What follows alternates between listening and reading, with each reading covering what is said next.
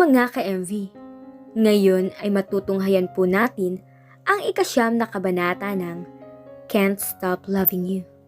Pero bago nating simulan ang ating storya, ay paki-like at share po sana ng ating video.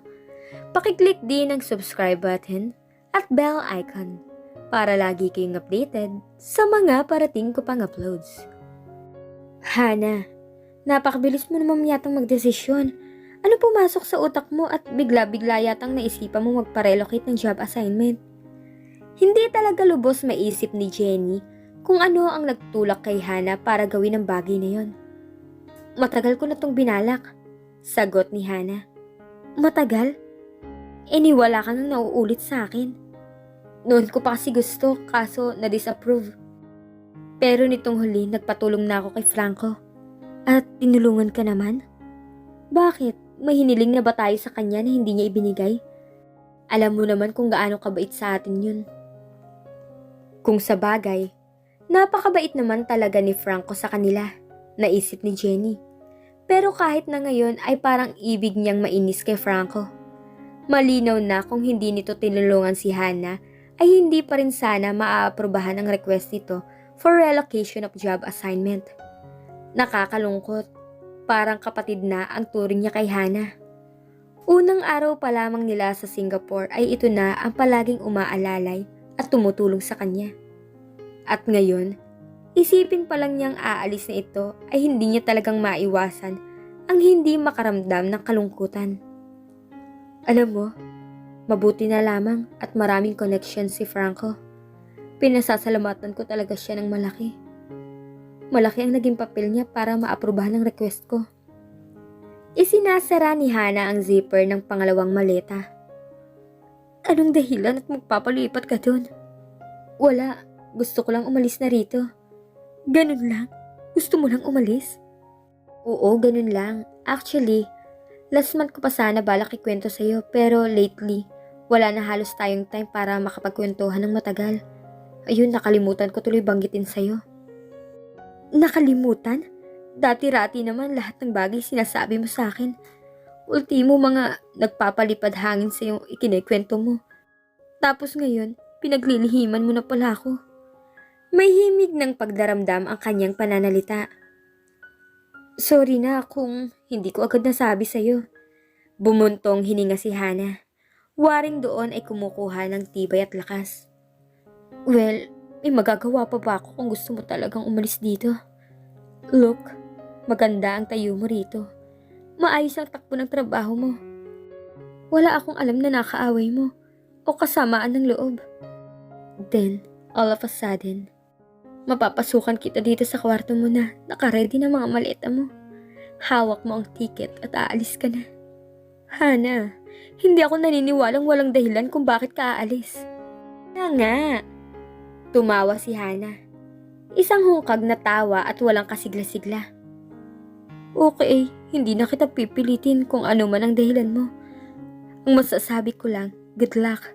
And one thing for sure, mamimiss talaga kita. Ikaw rin mamimiss kita, sagot ni Hana. Nagyakap silang dalawa at parehong halos mangilid ang kanilang mga luha. May galit ka ba sa akin? Pangungulit niya. I really wonder bakit ka aalis. Wala akong galit sa'yo. Magagalit ako sa buong mundo pero sa'yo, hindi ko yung magagawa. We're best friends, di ba? Kung ganun, bakit ka nga kasi aalis?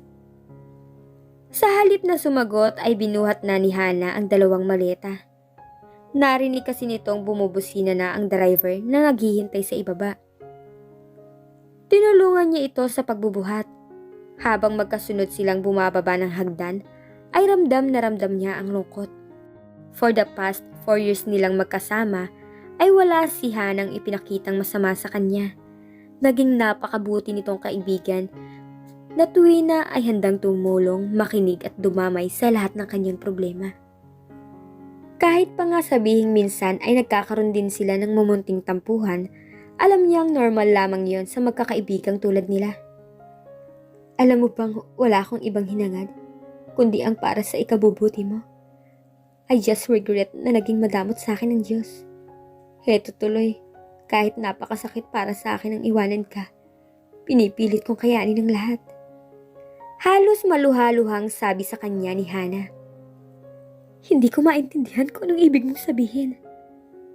Alam kong hindi mo talaga maiintindihan. Mahirap talagang intindihin ang mga katulad ko. So, just forget what I said. Napakunot ang noo niya. Paano? I hope na someday, magkikita pa rin tayo. Good luck sa kasal niyo ni Miko. Tinapik siya ni Hana sa balikat nang makalapit sila sa sasakyan. Binuhat ni Rafi ang 2 maleta at kinarga ang mga yon sa loob ng compartment ng kotse. Si Hana naman ay sumakay na at naupo sa front seat. Take her, sabi nito. Tumatakbo na ang sasakyan ay tinatanaw pa rin ni Hana si Jenny sa side mirror ng sinasakyang kotse. Parang dinudurog ang kanyang pusong isipin pa lamang niyang hinding-hindi niya muli pang makikita ang babaeng minahal niya ng lihim. Minahal niya si Jenny ng higit pa sa isang kaibigan at higit pa sa isang kapatid. Isang abnormal na pagmamahal na alam niyang kailanman ay hinding-hindi matatanggap ni Jenny. Tumulo ang mga luha ni Hana. Awang-awa at habag na habag siya sa kanyang sarili. Ibig niyang sisihin ang lumikha dahil sa kanyang abnormal na kalagayan. Kailanman ay hindi niya ginusto at ninais na ipinanganak siyang ganon. Bakit pinagdamutan siya ng Diyos upang maging isang ganap na babae? Kung hindi naging madamot sa kanya ang Diyos, sana ay hindi siya naghihirap at nagdurusa ng ganon. Napakahapdi. Napakasakit lumayo sa isang minamahal, pero alam ni Hanang yun ang pinakatama niyang gawin. Ayaw niyang mawala ang pagtitiwala at ayaw niyang masira ang magandang pagkakakilala sa kanya ni Jenny, kaya tama lang na iwan niya ito dahil hindi niya rito maipagtatapat ang tunay niyang pagkatao. Lumayo siya at umalis na babaeng-babae sa pagkakakilala ni Jenny. Babaeng-babae siya sa pagkakakilala at pagkakaalam ng lahat. Isang lihim na alam niyang mas tamang siya na lamang sa sarili niya ang dapat na nakakaalam. 2 linggo na nang nakakaalis si Hana pero hindi pa rin talaga lubos maisip ni Jenny kung ano nga ba ang tunay na dahilan ng biglaan nitong pagpapalipat. Ang ipinagtataka pa niya, 2 linggo na si Hana pero ni minsan ay hindi man lang ito tumawag sa kanya. Sinubukan niyang kontakin ang number ni Hana pero computer ang sumasagot sa kanya at sinasabing, "The number you have dialed is no longer in service." Naisipan ni Jenny kalkalin ang closet ni Hana. Malakas ang loob niyang nakapagpalit na nga ito ng number. At sa closet, baka sakaling naiwan o naisulat kaya ni Hana sa isang papel na naroroon ang bago nitong number. Gustong-gusto talaga niya itong tawagan para nang sa ganon ay malaman niya kung maayos ba ang tayo nito sa ospital na nilipatan. Pero walang kalaman-laman ang closet. Hinila ni Jenny ang drawer. Doon ay isang plastic ang nakita niyang naglalaman ng mga basura. Inilabas niya yon at tinanggal niya ang pagkakabuhol. Sa pagkakabungkos ng plastic bag, halatang nakalimutan lamang talaga yon ihagis ni Hana sa basurahan o kaya'y sunugin sa ibaba bago ito umalis. Si Hana ay sobrang pagmamadali ng araw na ito'y paalis. Dinala ni Jenny ang plastic bag sa ibabaw ng kanyang kama at doon niya yon binulatlat.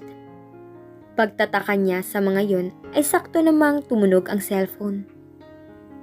Baka si Hana, naisip niya. Kung si Hana yon, ibabalik na agad niya sa plastic ang itinaktak niyang mga papel. Hindi na siya para magpakapagod pang isa-isahing usisain o basahin ang mga yon. Nilapitan niya at mabilis niyang dinampot ang cellphone mula sa pagkakapatong nito sa may base ng lampshade. Pero nakita niyang hindi si Hana, kundi si Miko ang tumatawag. "Hello? Hi sweetheart, busy ka?" Tanong ni Miko. "Hindi naman, bakit?" "May sasabihin kasi ako sa'yo, pero kung busy ka, tatawag na lang ulit ako." "Okay lang, sige makikinig ako. Importante ba?" "Oo, importante." Bahagya siyang kinabahan. Idinikit niya ng husto ang cellphone sa kanyang tainga.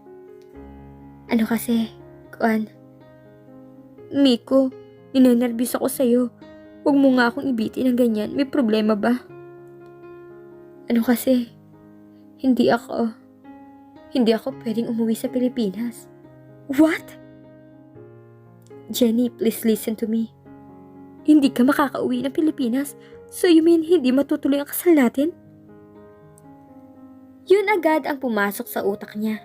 Paano sila magpapakasal kung hindi si Miko makakauwi? Miko, wag mo naman ako ilagay sa malaking kahihiyan. Look, everybody there is expecting for our arrival next week. Kung uuwi ako ng mag-isa, paano ko ipapaliwanag sa kanila ang lahat?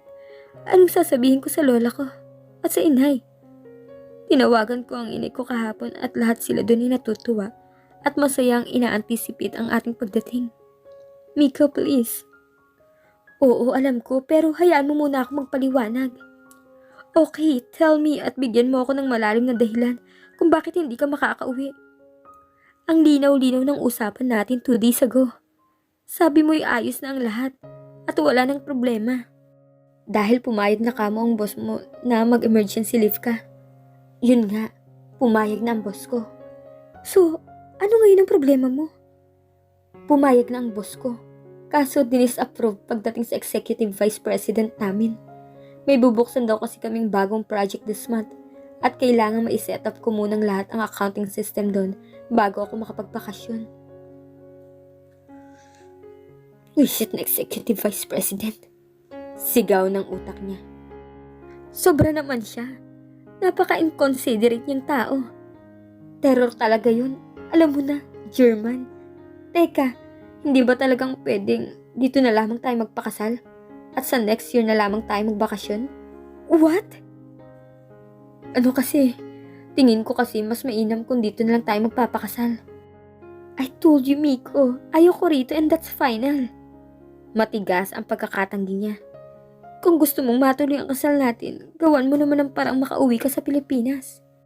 Jenny, unawain mo naman ako. Kung magpipilit ako umuwi, sigurado terminate ang abutin ko niyan. Diba, naikwento ko na naman sa'yo kung gaano kahigpit ang company namin. Ganito na lang. Why not we delay our vacation for 2 months? Pipilitin kong may set up agad ang accounting system kahit mag-overtime ako gabi-gabi kung kinakailangan. 2 months? Miko, you must be kidding. Nakaimpake na ang mga gamit ko. Naka-ready na ang visa ko, pati ticket. At kukunin ko na lang ang passport ko sa admin. Yamot na sagot niya at nagngingit-ngit siya talaga. Paano naman ang gagawin natin kung ganyang ayaw mong pakinggan ang suggestion ko? I'm sorry, Miko, but if you can't fly with me, I'm gonna go home alone. Jenny, intindihin mo naman ako. Oo, naiintindihan kita. At inis na ini-off ang kanyang cellphone. Anong naiintindihan? Sinabi lang niya yon para matigil na ang pagdidiskusyon nila ni Miko na alam niyang wala rin namang patutunguhan. Ang totoo'y hindi siya lubos na kumbinsido sa paliwanag dito. Napakalinaw ng napagkasunduan na nila 2 days ago. Sinigurado sa kanya ni Miko na maayos na ang lahat at pinayagan nito ng kumpanya nito para mag-emergency leave. Ilang beses pa nitong inulit sa kanya na wala ng problema. Kaya siguradong tuloy-tuloy na ang pag-uwi nila sa Pilipinas sa darating na Huwebes. Bakit ngayon bigla-bigla nitong pinospone ang pag-uwi? Hindi niya ito makakasama at sa halip ay dito pa rin ito magtatrabaho at ipagpipilitang ganapin ang kanilang kasal. Ayaw umuwi ni Miko at dito gustong pakasal? Bakit? May kinakatakutan ba si Miko sa Pilipinas? Parang tukso ang mga lumang papel ang tiningnan ni Jenny sa kanyang kama. Yun ang mga sumagot sa mga tanong niya. 3 magkakapatong na remittance confirmation receipt nang ipinadala ni Miko ang pera sa Pilipinas ang bumulaga sa kanya. Kinabahan siya agad. Mabilis niyang binasa ang mga detalyeng nakasulat sa unang resibo. Remitter name, Miko Sanggalang. Amount of remittance, 30,000 pesos. Beneficiary, Mrs. Tricia Sanggalang. Address, Calamba City, Philippines. Message, please call me up receipt. How is Liam? I miss you so much. Much love, Miko. Nanginginig ang mga kamay ni Jenny. Unti-unting nagkakahugis sa kanyang isip ang paniniwalang niloko siya ni Miko. Parang binabayo sa lakas ng kabog ang kanyang dibdib. Nilampasan niya ang pangalawang dahil, please call me. Lamang ang message na nakasulat roon. Binasa niya ang pangatlong resibo. Remitter's name, Miko Sanggalang. Amount of remittance, 27,500. Beneficiary, Mrs. Tricia Sanggalang. Calamba City, Philippines. Message, I just dined out on my 27th birthday. How I wish na nandito ka para nakumpleto ang araw ko. Miss na talaga kita. Much love, Miko. Napahagulhol si Jenny. Sa kanyang isip ay napakalinaw na niloko siya ni Miko. Malinaw na malinaw, nakatibayan sa panlulokong yon ang mga resibo ng remittances nito kay Tricia at ang mga mensaheng nakasulat sa mga resibo. Napakatanga niya kung hindi niya yun naiintindihan. Pamilyado na si Miko. Asawa ito ni Tricia at ama ni Liam. Tama nga si Hana. Biglang naalala ni Jenny ang sinabi noon ng kaibigan. Tama nga ito na sa halip gagaling ang kanyang puso ay baka lalo lamang itong sugatan ni Miko. Masakit tanggapin yon pero yun talaga nangyari. Niloko siya ni Miko at lalo nitong dinagdagan ang sakit ng kanyang puso. Tanga. Napakalaki kong tanga. Sinisisi ni Jenny ang kanyang sarili. Bakit hindi siya nakinig sa mga sinasabi sa kanya noon ni Hana? Napakagaga niya dahil mas pinaniwalaan niya ang pambobola sa kanya ni Miko. Pinaniwalaan niya ang sinabi nitong matagal na nitong tinapos ang relasyon kay Tricia, na isa pa lang malaking kasinungalingan. Iyak ng iyak si Jenny. Mugtong-mugto na ang kanyang mga mata ay hindi pa rin niya mapigilan ang pagdaloy ng luha. Sa sama ng loob ay ang naka-frame na larawan ni Miko ang kanyang napagbuntunan. Hinaklit niya yon sa pagkakapatong sa may base ng lampshade at ipinagbatuhan niya sa sahig. Nabiyak ang frame na yon at nadurog ang salamin. Masamang masama talaga ang loob ni Jenny.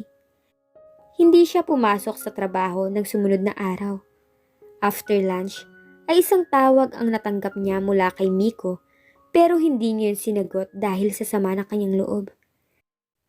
Hindi niya mapapatawad si Miko sa ginawa nitong panluloko sa kanya. At dito na po nagtatapos ang 9 na kabanata ng Can't Stop Loving You. Ngayon ay alam na natin ang dahilan ni Hana kung bakit nasasaktan siya sa tuwing napag-uusapan si Miko. Totoo nga kayang si Miko ang nagpapadala ng mga mensahe sa Pilipinas? May asawa at anak na kaya talaga siya? Abangan po natin sa susunod na mangyayari. Maraming salamat po.